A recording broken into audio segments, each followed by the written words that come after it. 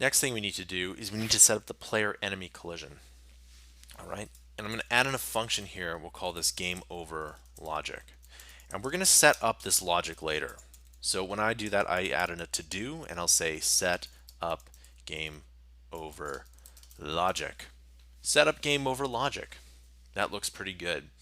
And the reason why I like to use to do is that you can always use Command F and just type in to do, and you'll find all your things that you need to do. So, how does the player enemy collision work? Well, we're going to say if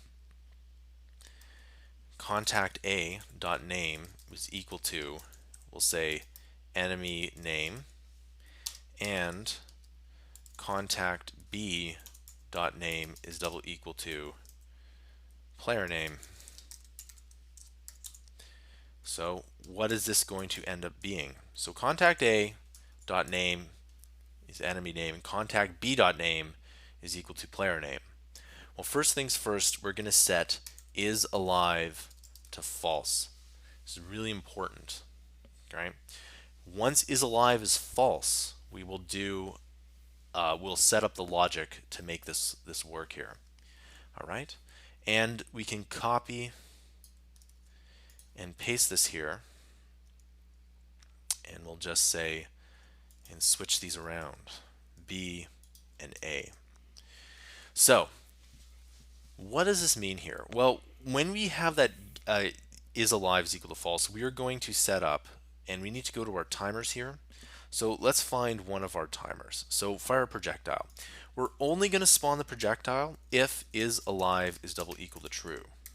Okay, so if is alive is equal to true, we'll spawn the projectile here. Likewise, we want to spawn the enemy if is alive is double equal to true.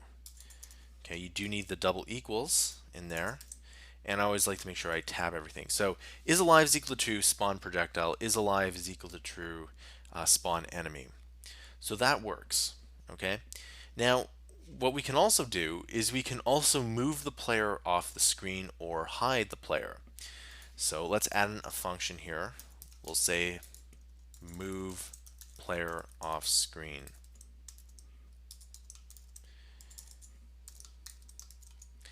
And we'll say player dot position dot x is equal to negative 300. It doesn't really matter what it is.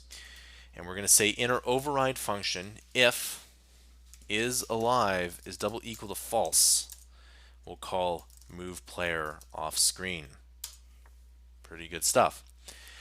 Now we also need to go back to our touches moved here, and we're going to say if is alive is double equal to true, then we will move the player on touch. If it's not true, we will not move the player. Okay, so let's take a look and let's see if this works here.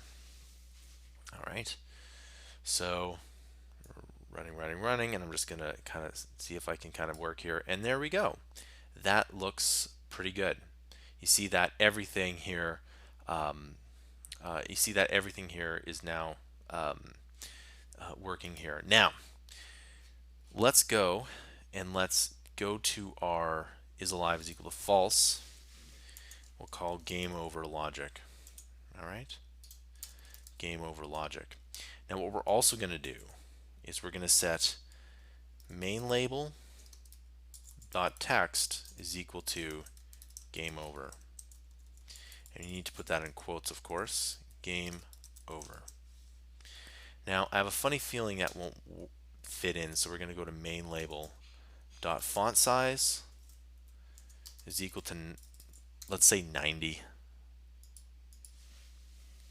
All right, so let's just take a look at this and test it. So perfect, game over. And I was right, it didn't quite fit in here, so let's bring that all the way down to 60. So setting the font size is important here. Okay, so let's run that here, and game over. Perfect.